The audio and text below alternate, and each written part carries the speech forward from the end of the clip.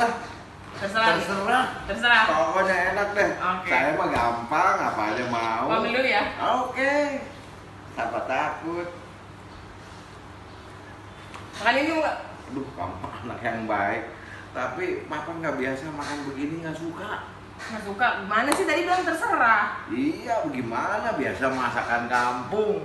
Enggak lah. Nah, Bapak Ibu Saudara, siapa yang pernah melakukan seperti video sebelumnya?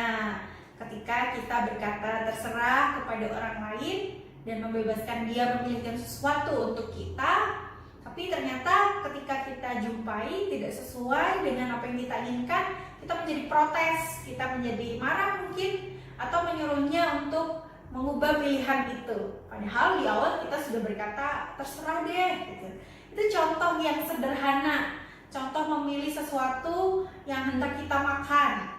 Nah, Bapak Ibu dan Saudara, dari sini sebenarnya kita bisa melihat untuk mengikuti keinginan atau kehendak orang lain ternyata bukanlah suatu hal yang mudah.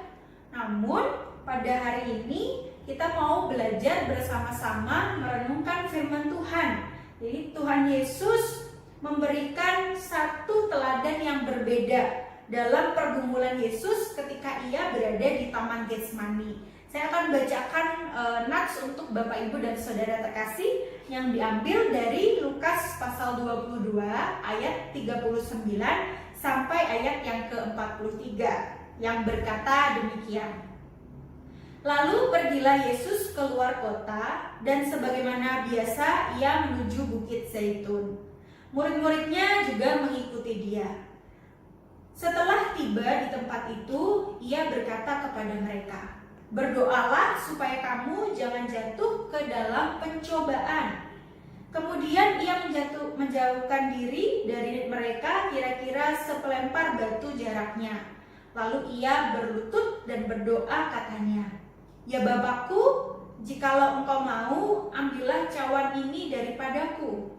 Tetapi bukanlah kehendakku, melainkan kehendak-Mu lah yang terjadi." Maka seorang malaikat dari langit menampakkan diri kepadanya untuk memberi kekuatan kepadanya. Bapak, Ibu, dan Saudara, seperti ayat yang boleh kita baca bersama-sama tadi, ini menunjukkan sebuah teladan yang Yesus berikan kepada kita. Ketika Yesus bergumul di Taman Getsemani sebelum ia akan ditangkap dan disalibkan, Yesus ini menunjukkan sebuah ketaatan yang penuh kepada Allah Bapa kita. Yesus punya kehendak, kalau bisa cawan ini berlalu daripadaku. Jika bisa Tuhan, jangan sampai hal ini terjadi.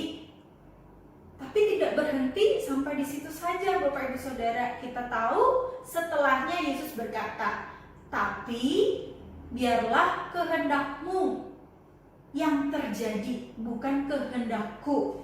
Ucapan Yesus ini bukan sekedar basa-basi.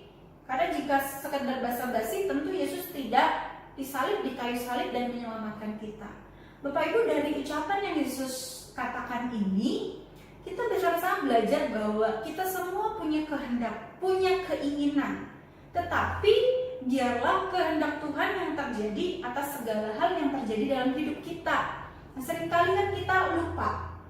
Kita punya kehendak dan kita memaksa Tuhan untuk setuju dengan kehendak kita.